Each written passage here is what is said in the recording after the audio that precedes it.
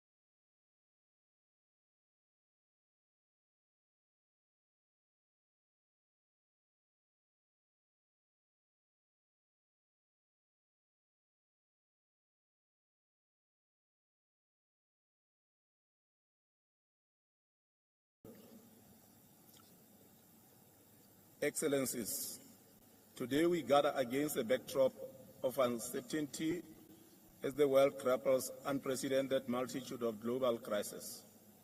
The prevailing geopolitical tensions, global pandemics, and the far-reaching effects of climate change continue to have a devastating impact on human life, livelihoods, economies, and communities around the world. This is further compounded by soaring food and fuel prices, as well as the unsustainable levels of debt. Tragically, it is the people in the global south who bear the heaviest brunt of all these challenges. Therefore, the urgency of a dialogue among developing countries to promote economic development, peace and prosperity has never been greater. We call for dialogue and negotiation as fundamental tools for achieving economic development and peaceful resolution of conflicts around the world. In this regard, the reform of the UN security is central to the achievement of sustainable peace. We call on the Brics countries to support the African common position in this regard. In the same token, the reform of the Bretton Woods institution is key to ensuring equitable economic growth. This is an agenda that we must all join hands in pursuing. Excellencies, we commend the rising influence of the Brics bloc in recent years and believe it can serve as a valuable platform for addressing the key challenges faced by the Global South. By fostering stronger relations among developing countries, we can unlock considerable opportunities for trade, investment, and technological development. Brics countries are among the largest export markets in the world, and their role and influence in global trade cannot be overstated.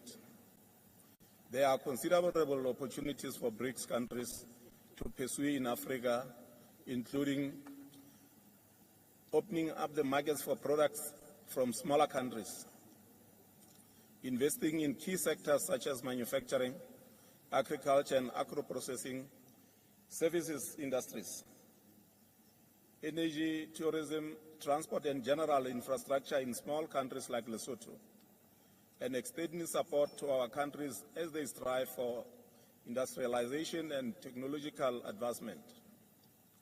Excellencies, as we approach the 78th session of the United Nations General Assembly, it is evident that many countries lag behind in our collective pursuit of the Sustainable Development Goals, SDGs. To address this situation, Lesotho recently signed the United Nations Sustainable Development Cooperation Framework 2024-2028, aptly entitled Ka lebelo la ntshege, and loosely translated as fast-paced implementation. This serves as a testament to our resolve to accelerate progress towards achieving the SDGs. In addition, we are actively engaging the youth to explore more innovative approaches to ensure swift yet effective implementation of the UN Agenda 2030 for the benefit of current and future generations. Excellencies, the need for immediate action is crucial when addressing global challenges like climate change. Our ability to confront these challenges relies on our collective unity. In addressing climate change, Lesotho has embarked on an ambitious clean energy initiative. In the current public sector investment program, there are several infrastructure projects that are aimed at addressing the gaps in the energy and transport infrastructure. Lesotho is endowed with natural resources, specifically water and diamonds.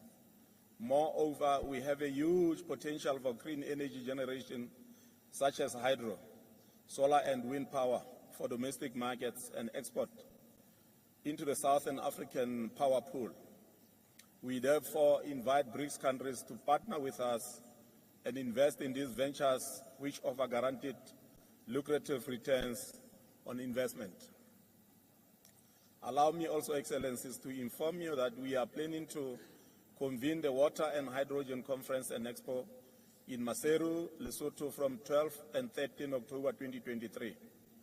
This conference will showcase the steps and action that Lesotho is undertaking towards becoming the world's first sustainable digital hydro nation.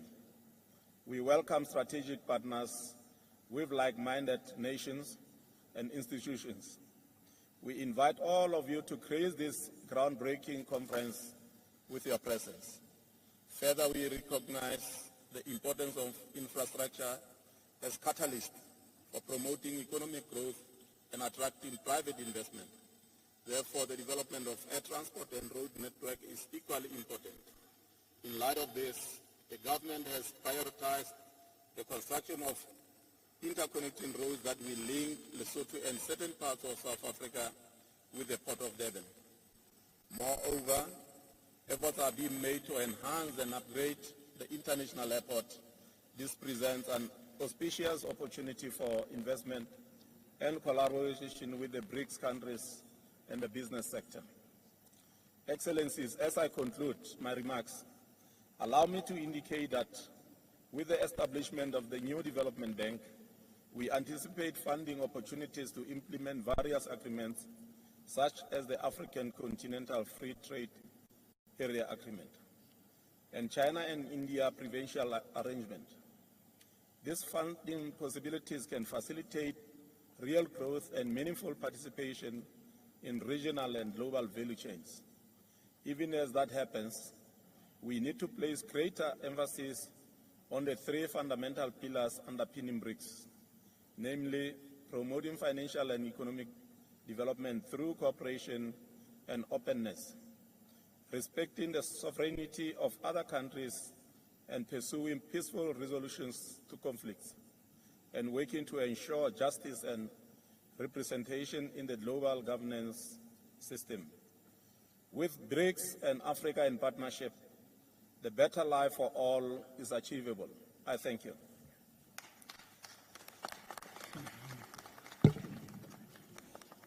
Thank you. Somebody has lost their wristwatch. If you have lost your wristwatch, please come to the table or send somebody to come and pick it up. My next speaker will be His Excellency Dr. Lazarus Chakwera, the President of the Republic of Malawi.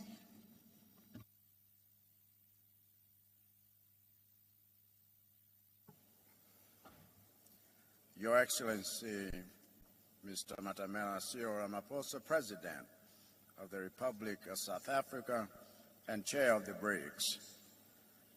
Your Excellencies, Heads of State and Government, distinguished delegates, ladies and gentlemen, this Brics dialogue comes at a critical time for us as nations in the Global South, a time in which three consecutive global crises namely the COVID-19 pandemic, climate change,